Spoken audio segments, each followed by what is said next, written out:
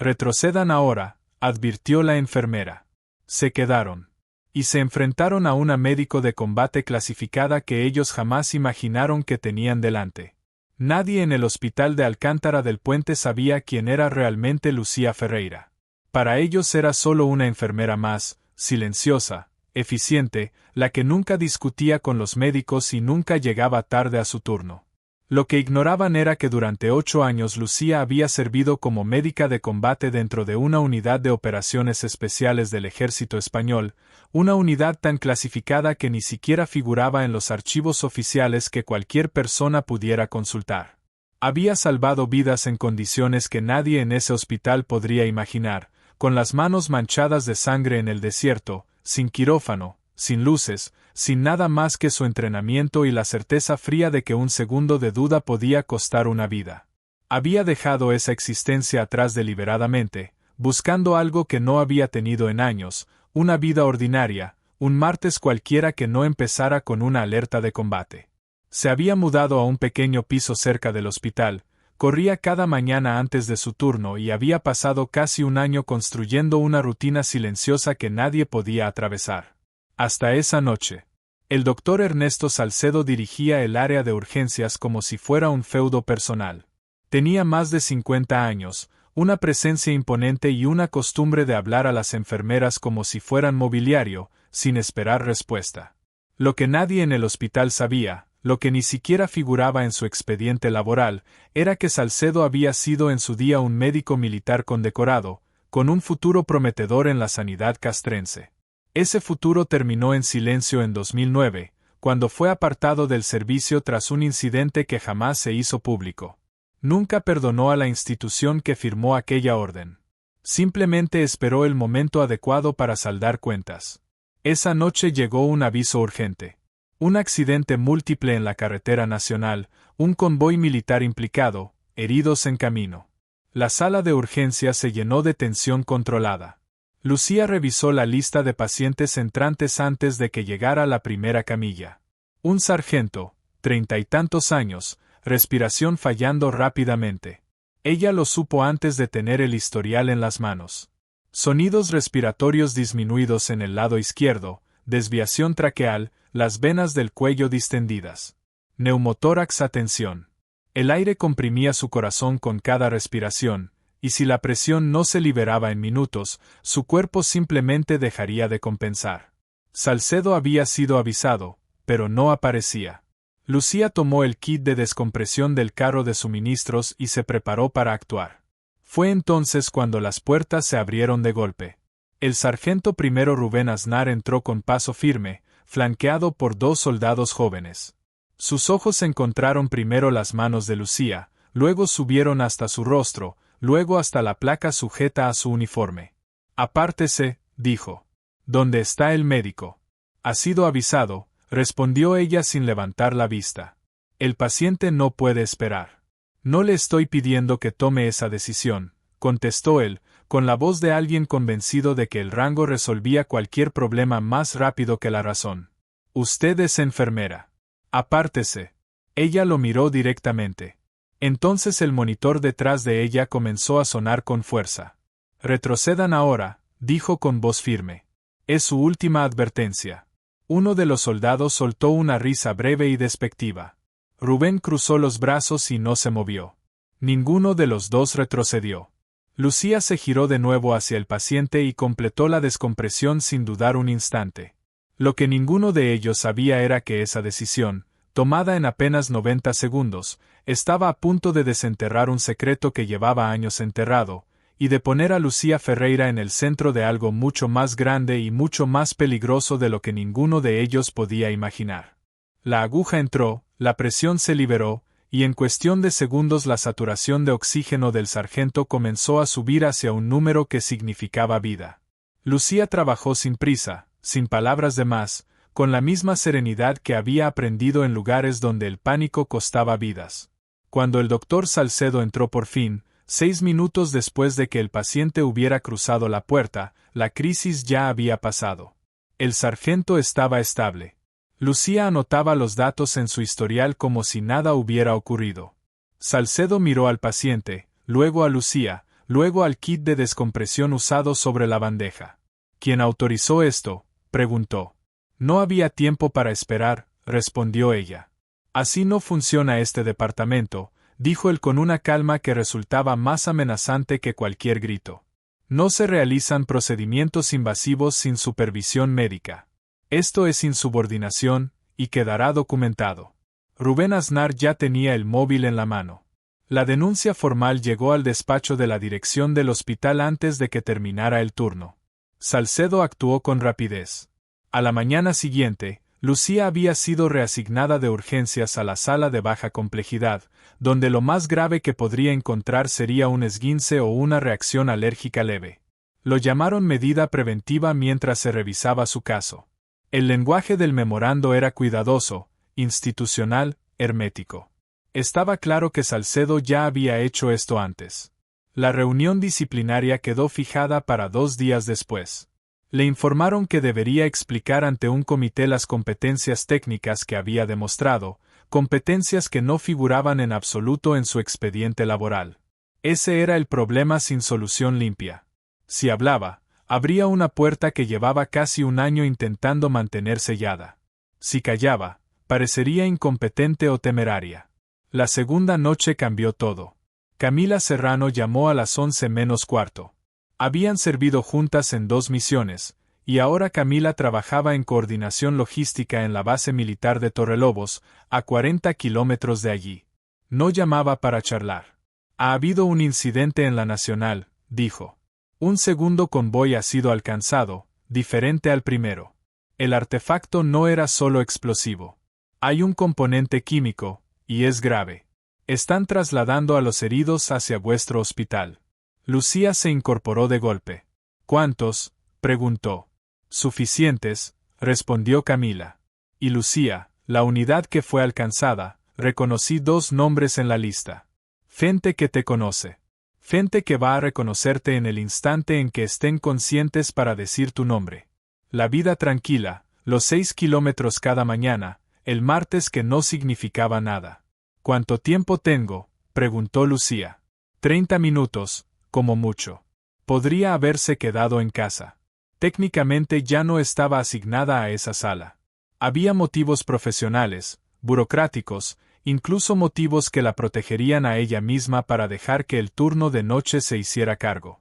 Salcedo lo habría preferido. Cualquiera que estuviera construyendo un caso en su contra lo habría preferido. Lucía se puso la chaqueta y condujo hacia el hospital. Cuando llegó, la sala de urgencias ya estaba en modo de emergencia masiva. Las luces al máximo, los pasillos llenos de personal moviéndose más rápido de lo habitual, con los ojos ligeramente más abiertos de lo normal. Se identificó y caminó directamente hacia el pasillo de trauma. Una enfermera jefa llamada Rosa Aguilar la interceptó en la entrada, con una expresión que mezclaba alivio y reticencia. No deberías estar aquí, dijo Rosa. Lo sé, respondió Lucía, y siguió caminando. Nadie la detuvo. En la sala 1 había un soldado sobre la camilla que no respondía como debería responder un herido de metralla. Su ritmo cardíaco caía cuando debería estar elevado. Su presión arterial se desplomaba. El médico residente había ordenado el protocolo estándar de trauma y lo veía fallar en tiempo real, con una confusión creciente en el rostro. Lucía se detuvo en la puerta y observó al paciente. No miró el monitor primero. Miró su piel, las fasciculaciones musculares, como sus pupilas se habían contraído hasta convertirse en puntos diminutos bajo la luz de la sala.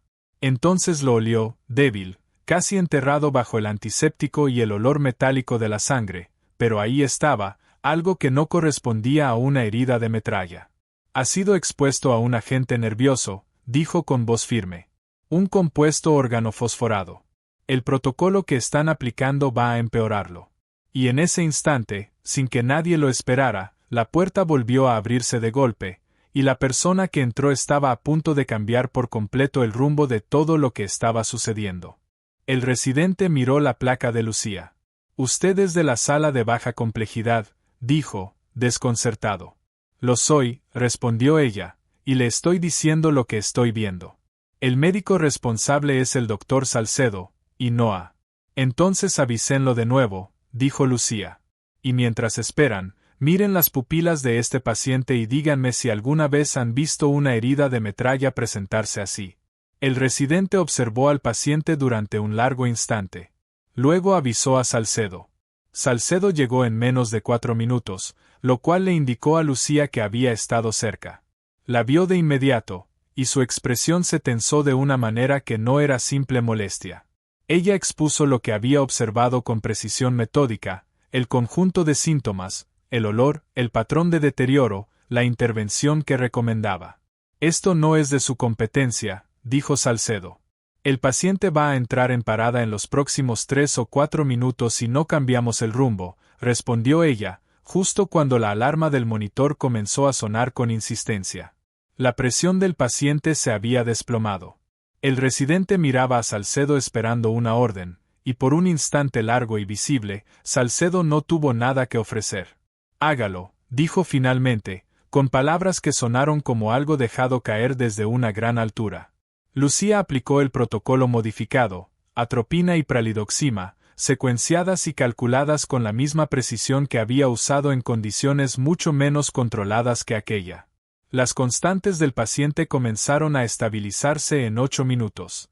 Todavía estaba redactando el informe cuando la coronel Adriana Bermejo entró en la sala. Rondaba los 50 años, cabello corto, una postura que no venía solo del entrenamiento militar sino de décadas, siendo la persona a la que todos, en cualquier sala, terminaban mirando en busca de dirección. Traía a 2 oficiales detrás y una expresión que dejaba claro que ya sabía exactamente a quién estaba buscando. No preguntó por Salcedo. No preguntó por el director médico.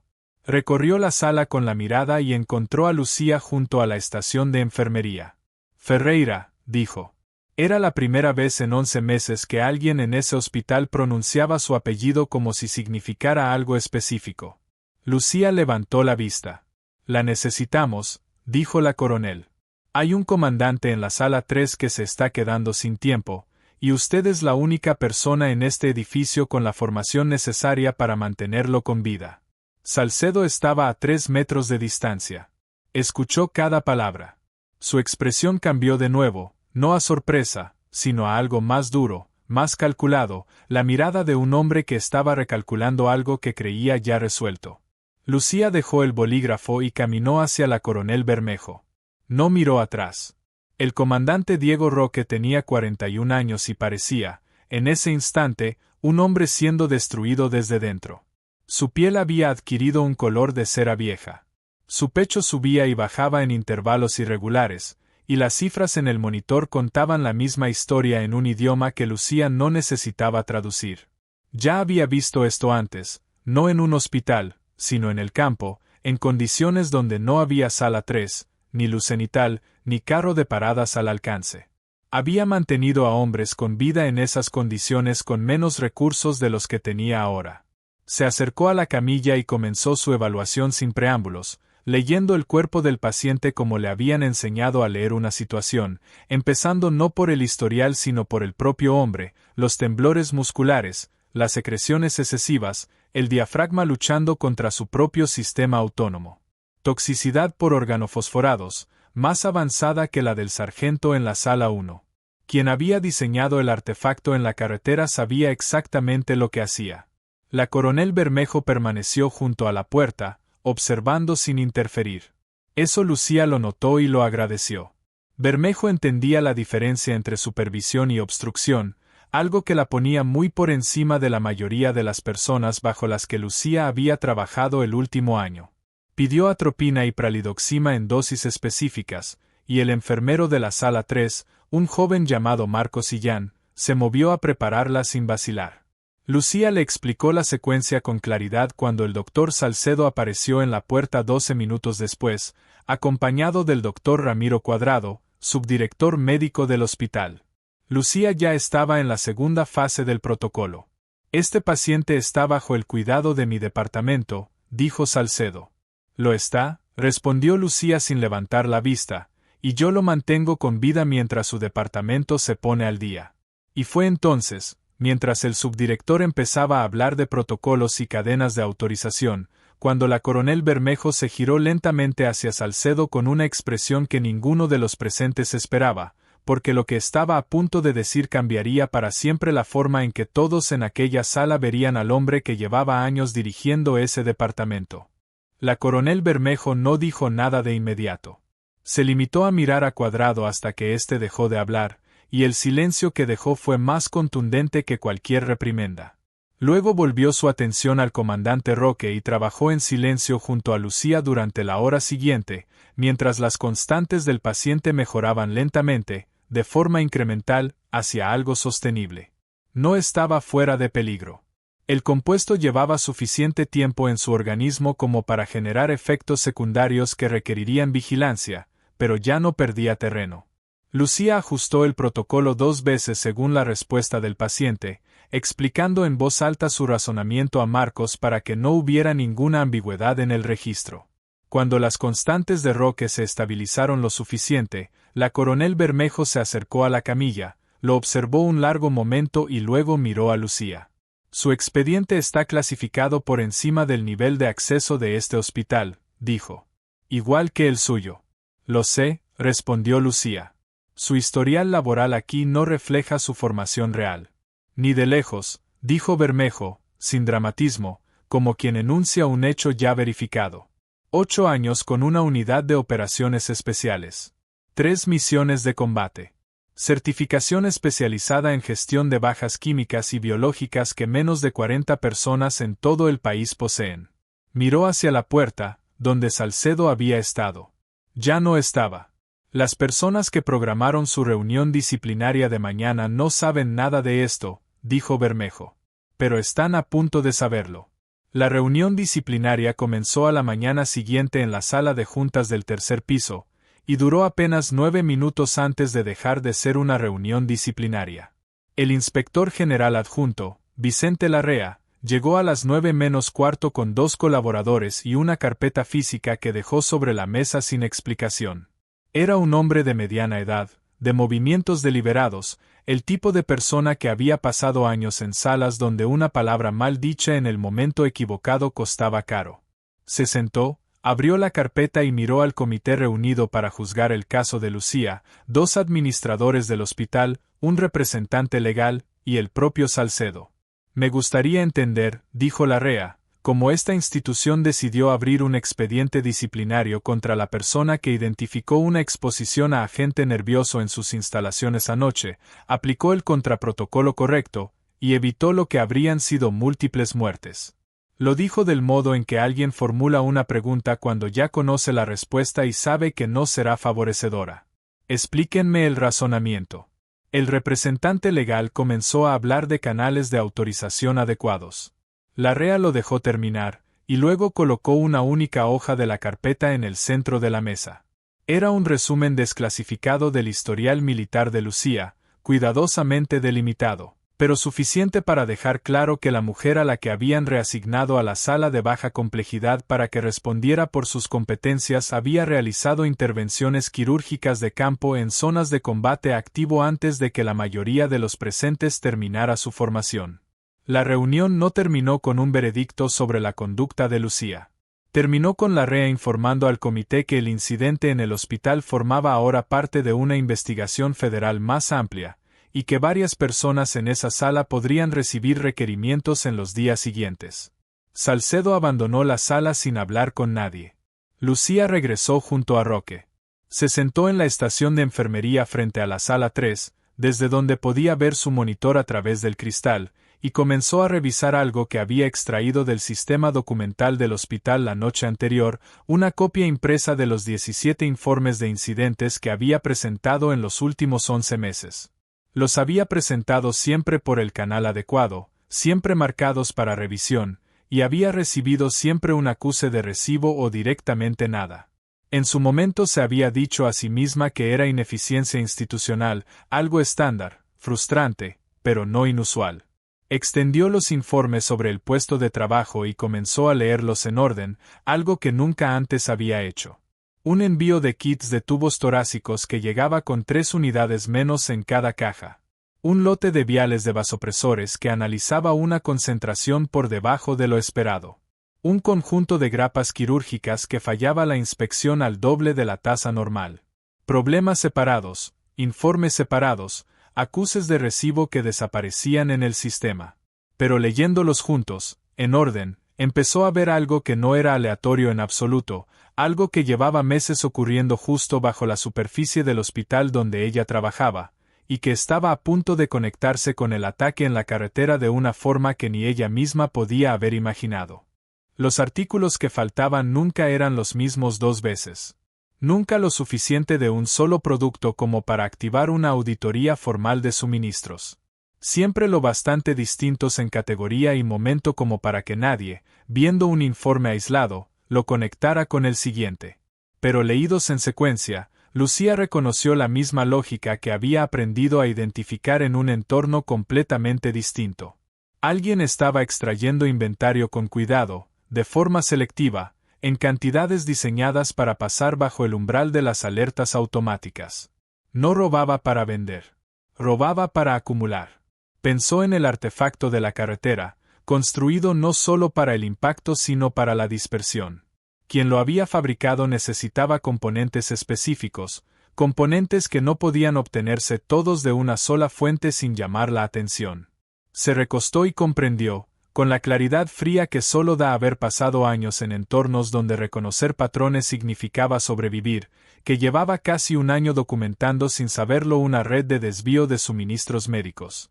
Encontró a la Rea al final del pasillo y le expuso todo con Mesed, la selección, el momento, la brecha entre lo que se pedía, lo que se pagaba y lo que realmente llegaba. La Rea escuchó sin interrumpir. Al terminar, le pidió que le enviara los informes directamente. «¿Los contratos?», preguntó, «¿sabe usted por qué despacho pasaban?». Ella lo sabía. Había visto el nombre de Salcedo en las líneas de autorización de 3 de los pedidos afectados, y lo había incluido en su 7º informe, el que jamás recibió respuesta alguna. Por la tarde, el cuadro financiero que el equipo de la REA reunió resultaba contundente. El hospital había pagado más de 2 millones de euros a una empresa llamada Suministros Cronel, por material que nunca llegó incompleto, o llegó sustituido por componentes que no superaban los controles básicos de calidad. Cada contrato de la serie había sido autorizado desde el departamento de urgencias. Cada autorización llevaba la firma de Salcedo. Cuando registraron su despacho, detrás del cajón inferior de su escritorio, encontraron una carpeta con la orden de baja de 2009 que había puesto fin a su carrera militar, y junto a ella una lista escrita a mano con nombres, algunos tachados, otros no. Salcedo no se había unido a esa red por dinero, aunque lo había aceptado. Se había unido porque alguien le ofreció lo que realmente deseaba, una forma de dañar a la institución que lo había descartado. Los contratos eran su método. El inventario desaparecido, su aportación. Y el ataque en la carretera, el resultado. Esa misma tarde, mientras Lucía permanecía junto a Roque, el monitor se disparó de golpe. Su ritmo cardíaco colapsó en fibrilación ventricular. Lucía tuvo el carro de paradas en movimiento antes de que Marcos terminara de asimilar lo que veía. Cargó el desfibrilador y aplicó la descarga en un solo movimiento, sin pasos de más. El ritmo regresó, aturdido, lento, pero organizado.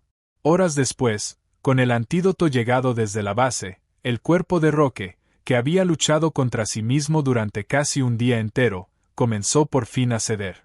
Semanas más tarde, Rubén Aznar se presentó en la recepción del hospital, sin uniforme, sin rango, sin los soldados que lo habían acompañado la primera vez. No traía un discurso preparado. Presenté esa denuncia porque estaba enfadado, dijo, y estaba enfadado porque alguien me dijo que usted había mentido sobre su preparación, y lo creí sin hacer una sola pregunta sobre de dónde venía esa información. Le entregó el formulario de retirada de la denuncia, ya firmado. Lo siento, no solo por estar equivocado sobre los hechos, sino por el tipo de persona que fui al cruzar esa puerta. La dirección del hospital le ofreció después un cargo de asesora clínica principal, con el mandato de reconstruir desde cero los protocolos de respuesta ante emergencias masivas y exposición química. Aceptó, no por el título, sino porque sabía exactamente lo que ocurría cuando un informe presentado un martes desaparecía para el miércoles. Escribió el primer protocolo para triaje de exposición química. El segundo, para informes anónimos con una vía de escalado directa. El tercero, para reconocer patrones de anomalías en la cadena de suministro. Una noche, caminando por el pasillo principal, pasó frente a una habitación donde un paciente esperaba solo, visiblemente asustado. Entró, acercó una silla y se sentó. «No tiene que quedarse», le dijo el paciente. «Lo sé», respondió Lucía. Se quedó. Porque eso era lo único que siempre había sabido hacer de verdad, estar presente en el momento exacto en que más importaba, sin necesitar que nadie supiera jamás quién había sido.